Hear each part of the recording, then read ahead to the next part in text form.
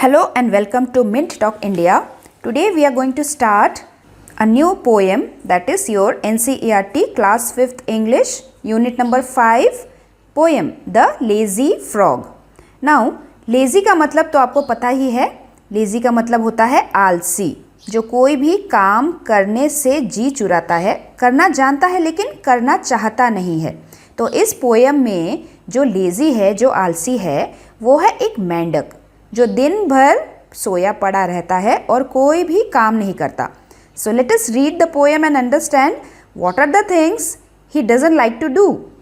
So on a school day, जब आपके school चल रहे होते हैं, जब आप स्कूल जाते हैं, so you are busy studying, playing and chatting with your friends. आप अपने फ्रेंड्स के साथ होते हैं, आप स्कूल में पढ़ाई करते हैं, एक टाइम टेबल होता है, आप खेलने जाते हैं प्लेग्राउंड में, गेम्स पीरियड होता है, और फिर बाकी के समय, छुट्टी के समय या फिर लंच पीरियड में you are busy chatting with your friends, you are talking with your friends. So usually you do something और the other thing the whole day. कुछ ना कुछ करते ही रहते हैं पूरा दिन.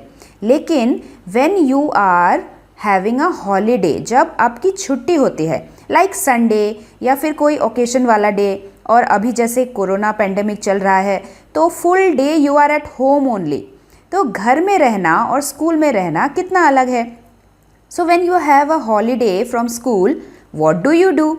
Would you behave a little like the little frog? क्या तुम भी इस लेजी फ्रॉग की तरह ही बिहेव करते हो, यानी कि जैसा हम आगे पढ़ने वाले हैं, आप भी क्या वैसा ही पढ़ने वाले हो? In the following poem we are going to study what this lazy frog does. So let's read. Fred is a very lazy frog. जिस frog के बारे में हम इस पोएम में पढ़ रहे हैं उसका नाम है Fred, and he is a very lazy frog who lolls all day upon a log. जो पूरे दिन भर, all day का मतलब होता है पूरे दिन, लॉल ही करता रहता है, यानी कि लोट पोट करता रहता है, सोता है, उठता है, गिरता है, पड़ता है, सोया ही रहता है. Upon a log. Log means एक लकड़ी का टुकड़ा. And what is the meaning of lolls? Lolls means to lay down simply, ऐसे ही सोए पड़े रहना, कुछ काम नहीं करना. And upon a log, log means a thick piece of wood, लकड़ी का लट्ठा. जैसे जब एक बड़ा सा पेड़ होता है, उसका जो ये तना वाला पोर्शन होता है, हम उसको क्या बोलते हैं? हम उसे ट्रंक बोलते हैं. TRUNK, trunk. अब इस ट्रंक का कोई भी टुकड़ा जब किसी भी कारण से कटता है और हम ऐसी लकड़ी के पड़े हुए टुकड़े देखते हैं ना, ये मोटे ही पेड़ का टुकड़ा, यही है ट्रंक. और ये ट्रंक जब किसी भी पॉन्ड के आसपास पड़ा हुआ रहता है, इसके ऊपर कोई भी इंसेक्ट या फिर कीड़े मकोड़े, या फिर इस पोएम में हमारा फ्रॉग, उसे इस लकड़ी के टुकड़े के ऊपर सोए रहने में बड़ा मज़ा आता है. Because he is a very lazy, वो बहुत ही आलसी है. He always manages to shirk, वो हमेशा ही कोई ना कोई बहाना ढूंढ ही लेता है शर्क करने का. शर्क क्या होता है? Shirk means to avoid doing work when you are too lazy. जैसे किसी छुट्टी के दिन अगर मम्मी बोलती है कि बाहर कपड़े तो सूख गए हैं, थोड़ा लेके आओ ना, फोल्ड करो ना, और ज़्यादातर बच्चे काम ना करने के लिए कोई ना कोई बहाना ढूंढ ही लेते हैं. अरे नहीं मम्मी, मेरा तो हाथ दर्द हो रहा है, मैं नहीं जा सकता. तो शर्क का मतलब वो होता है कि आप करना तो जानते हो लेकिन फिर भी आप अवॉइड करते हो उस काम को करने से, क्योंकि आप बहुत लेज़ी हो रहे हो. शर्क में जो आई होता है वो साइलेंट होता है, so we pronounce it as shirk. तो हमारा जो फ्रेड फ्रॉगी है वो भी पूरे दिन भर लॉग के ऊपर ही पड़े रहना ज़्यादा पसंद करता है, कोई भी काम नहीं करता, और अगर कोई उसे कुछ काम करने को बोलता है तो वो बहाना मार लेता है. वॉट? किस किस काम करने के बहाना मारता है? Doing a single stroke of work. Work मतलब काम, कोई भी काम करना. कौन सा काम? सिंगल स्ट्रोक ऑफ वर्क, यानी कि कोई भी छोटा सा काम का हिस्सा करने में भी वो कोई ना कोई बहाना ढूंढ लेता है. उसके बाद his poor old mother calls in when, उसकी बेचारी माँ. वैसे तो पुअर का मतलब गरीब होता है इंग्लिश में, लेकिन यहाँ पे जो पुअर का मतलब है वो है बेचारी माँ। बेचारी इसलिए क्योंकि मम्मी जब बोलती ही रहती है और फ्रॉग कुछ भी नहीं सुनता, तो मम्मी को बहुत ही बुरा लगता है। इसीलिए उसकी जो बेचारी माँ है, his poor old mother calls in when, जब बुलाती ही रहती है तब उनका जो बुलाना होता है वो बेकार हो जाता है। इन वेन का मतलब होता है बेकार हो जाना, विदाउट एनी सक्सेस। मम्मी बुलाती ही रहती है लेकिन फ्रॉग तो सुनता ही नहीं। मम्मी बोलती है कम इन, अंदर आओ एंड हेल्प, और मेरी थोड़ी सी हाथ बटा दो, थोड़ी सी मदद कर दो। But he does not bother, लेकिन फ्रेड को बिल्कुल भी फर्क नहीं पड़ता। बॉदर होने का मतलब कोई भी फर्क नहीं पड़ता, वो जैसा सोया पड़ा रहता है वो वैसा ही पड़ा रहता है।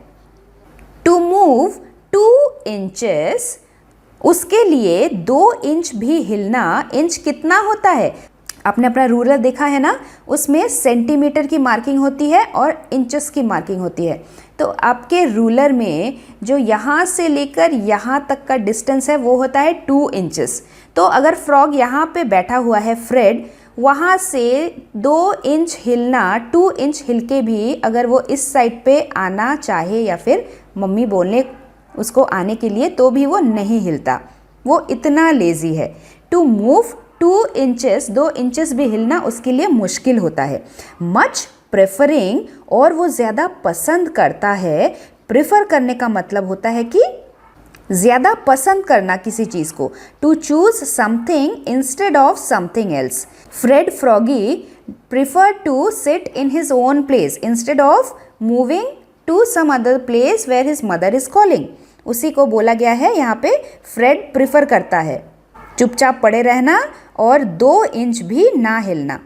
To be extremely hard of hearing, और वो क्या प्रिफर करता है?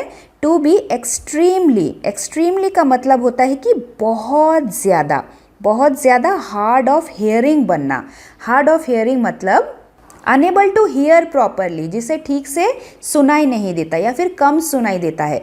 हमारे घर में बहुत बुजुर्ग लोग होते हैं ना, ओल्ड एज वाले लोग, जैसे दादा दादी, उन्हें बहुत ऊंचा सुनाई देता है। हम बहुत ज़ोर से बोलते हैं तब जाके उन्हें सुनाई देता है। इसका मतलब ये नहीं कि वो डेफ हैं, उन्हें सुनाई देता है लेकिन कम सुनाई देता है। तो फ्रेड भी वही प्रिफर करता है, उसे भी वही अच्छा लगता है कि मैं कुछ ना सुनूं, कि मुझे कुछ सुनाई ही नहीं देता, मुझे कम सुनाई देता है, इसलिए मैं पड़ा रहता हूँ। मम्मी बुलाती है फ्रेड फ्रेड अंदर आओ, और फ्रेड बोलता है हाँ क्या बोल रही हो, नहीं सुनाई दे रहा। फ्रेड ऐसे ऐसे बोलता रहता है। To be extremely hard of hearing, hard मतलब बहुत मुश्किल से जिसे सुनाई देता हो। He lies there in a silent heap.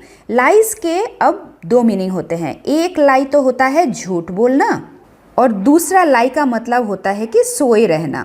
तो यहाँ पे सोए रहना इसका मतलब है, फ्रेड प्रिफर करता है सोए रहना इन अ साइलेंट हीप, एक चुपचाप ढेर बन के। हीप का मतलब होता है किसी चीज़ का ढेर, अ पाइल ऑफ समथिंग। जैसे आपने रास्ते के किसी कोने में कचड़े का ढेर पड़ा हुआ देखा होगा, वो ढेर वैसा ही पड़ा रहता है जब तक कि कोई उसे आके उठा ना ले। तो फ्रेड भी जब लॉग के ऊपर पड़ा रहता है, सोया पड़ा रहता है ऐसे, तो तब तक वो नहीं हिलता जब तक कोई उसे आके धक्का ना मारे या फिर कोई उसे आके उठा ना ले। तो वो just like a heap of something, untidy pile of something, वो पड़ा ही रहता है लॉग के ऊपर। एंड स्टेज कन्वीनियंटली अस्लीप, और चुपचाप आराम से सोया रहता है। अस्लीप मतलब सोए रहना, कन्वीनियंटली का मतलब आराम से सोया रहना, जिसे किसी भी चीज़ की कोई बॉदरेशन ही नहीं है, जो किसी भी चीज़ के बारे में कुछ सोचता ही नहीं, कोई फर्क ही नहीं पड़ता उसे। इतना ही नहीं, if a lady frog hops past, hop होता है फ्रॉग का जंप करना, और फ्रेड के पास से अगर कोई लेडी फ्रॉग, एक औरत फ्रॉग भी उसके साइड से हॉप करती हुई गुजर के जाती है, तो क्या होगा? You would think he would get up at last to bow and help her on the way. तुम सोचोगे, you would think that he would get up at last, कि आखिरकार शायद वो उठ ही जाएगा, टू बाउ मतलब अपना सिर झुका के उसको हेलो करने के लिए। बाउ के भी यहाँ पे दो मीनिंग होते हैं। एक बो होता है जो आपने देखा होगा मिकी माउस मिनी माउस अपने सिर पे लगाते हैं, इस तरीके का एक बो होता है। और बो एंड एरो में जो धनुष होता है उसे भी हम बो बोलते हैं। लेकिन यहाँ पे जो बाउ बोला गया है BOW बाओ, उसका मतलब है अपना सिर झुका के किसी को रिस्पेक्ट करना। पहले क्या होता था, पहले ज़माने में फॉरेन कंट्रीज़ में लेडीज़ को बहुत रिस्पेक्ट दिया जाता था। हमारे देश में भी अभी भी लेडीज़ को बहुत रिस्पेक्ट दिया जाता है।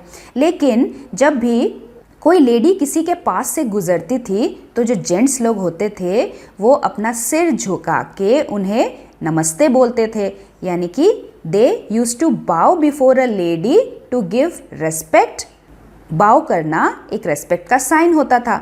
लेकिन अगर आप सोचते हो कि अगर कोई लेडी फ्रॉग फ्रेड के साइड से गुजरेगी और फ्रेड जोर से जल्दी से उठ जाएगा और अपना हेड बाउ करेगा उसे रेस्पेक्ट करने के लिए या फिर उसकी मदद करने के लिए कि वो कहाँ जा रही है, शायद उसे एड्रेस दिखाने की ज़रूरत है या फिर कोई हेल्प की ज़रूरत है, so you are wrong. But no, ऐसा बिल्कुल भी नहीं है। आई एम ashamed टू से, आई एम मतलब जो पोएट है जिसने ये पोएम को लिखा है वो बोल रहा है मुझे बहुत शर्म आती है ये बोलने के लिए। ashamed मतलब शर्म आना।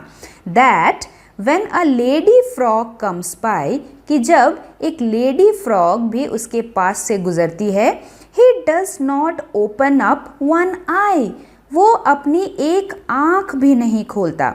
मतलब कि वो लेडी फ्रॉग के प्रति बिल्कुल भी रेस्पेक्ट वाली भावना नहीं जताता और फिर भी वो सोया पड़ा ही रहता है। He is such a lazy fellow. तो आप बताइए क्या ऐसा करना सही है? मम्मी बुलाती है फिर भी वो नहीं जाता। ही इज़ वेरी डिसोबीडियंट, बड़ों की बात नहीं मानता। एक लेडी फ्रॉक उसके साइड से होके गुजरती है लेकिन फिर भी वो रेस्पेक्ट नहीं दिखाता, उसकी हेल्प नहीं करता। So he is very impolite, he is very disrespectful.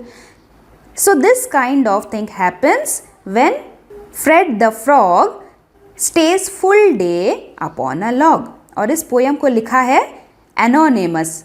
अब ये मत सोचिए कि एनोनिमस किसी पोएट का नाम है। एनोनिमस मीन्स ऐसा एक पोएट जिन्होंने अपना नाम डिस्क्लोज नहीं किया, जिन्होंने अपना नाम नहीं लिखा कि मैंने ही इस पोएम को लिखा है। So that means anonymous. Anonymous का एक एग्जाम्पल मैं देती हूँ आपको। मान लीजिए आपके स्कूल में किसी ने फ़ोन किया, स्कूल के ऑफिस में, और फ़ोन करके बताया कि स्कूल में बॉम्ब है और जल्दी से आप कुछ कीजिए। तो सभी लोग डर जाएंगे कि आप कौन है, कहाँ से बोल रहे हैं, ये इन्फॉर्मेशन, ये खबर आपको कहाँ से मिली। तो उसने बोला कि नहीं, मैं अपना नाम नहीं बताऊंगा, मैंने सिर्फ खबर दे दी। तो वो होता है एनोनिमस कॉल, मतलब जिसके बारे में हमें कुछ पता ही नहीं, कौन है, किसने कहाँ से फ़ोन किया, किसने कहाँ से लिखा, दैट इज़ एनोनिमस। तो इस पोएम को भी जिसने लिखा है हमें उसके बारे में कुछ पता नहीं है। Who is he, when did he write, how did he write, he is unknown to us, जिसके बारे में हमें नहीं पता। लेकिन फिर भी ये पोएम बहुत ही खूबसूरत पोएम है, हम सबको पढ़नी चाहिए, समझनी चाहिए, इसीलिए हम इसे पढ़ रहे हैं। सो let us read the new words one more time. Lol का मतलब होता है कि सोए पड़े रहना, ऐसे ही बिना मतलब के। To lie around lazily. Log का मतलब होता है ट्रंक ऑफ अ ट्री, एक लकड़ी का मोटा सा टुकड़ा, that has been cut out. Shirk का मतलब होता है to not do something you should do, कि आपको जो काम करना चाहिए आप कर सकते हो लेकिन फिर भी उसे ना करने के बहाने ढूंढते रहते हो। इन वेन का मतलब होता है कि बेकार हो जाना, यूजलेस हो जाना। So next word is prefer. Prefer करना मतलब एक चीज़ के बदले दूसरी चीज़ को पसंद करना, लाइक समथिंग एल्स बेटर। जैसे फ्रेड द फ्रॉग वो प्रीफर करता है सोए पड़े रहना बजाय कि कुछ और करने के। हार्ड ऑफ हियरिंग का मतलब होता है कि जिसे कम सुनाई देता हो, जो बिल्कुल भी सुनने के मूड में ही ना हो, जस्ट लाइक अ डेफ। उसके बाद बो। बो के जैसे मैंने बताया 3 मीनिंग है टोटल। एक तो वो जो मिनी माउस वाला बो है, जैसे क्लिप्स में भी रहते हैं गर्ल्स के, अपने सिर में लगाती है। दूसरा वाला होता है धनुष, बो एंड एरो। और यहाँ पे बो का मतलब होता है to bend your head to show respect, किसी को आदर और सम्मान दिखाने के लिए झुककर, अपना सिर झुकाकर उसे रिस्पेक्ट दिखाने के लिए सिर को झुकाना, बो करना। और यहाँ पे जो है BOW, उसका प्रोनाउंसिएशन भी है बाओ, बाओ डाउन। बाओ का मतलब होता है to bend your head to show respect, किसी को रेस्पेक्ट दिखाने के लिए, आदर और सम्मान दिखाने के लिए अपने सिर को झुका लेना, वो होता है bow down. Now here we will stop our part 1 video. Part 2 video में ही हम इस चैप्टर के क्वेश्चन आंसर्स को सॉल्व करेंगे। पार्ट 1 पार्ट 2 करके हम इसलिए पढ़ेंगे ताकि ये जो वीडियो है वो बहुत ज़्यादा लंबा ना हो जाए। So we will meet very soon with our part 2 video. Till then thank you very much and God bless you all. Thanks for watching and do like, share, subscribe our channel Mint Talk India for more upcoming videos.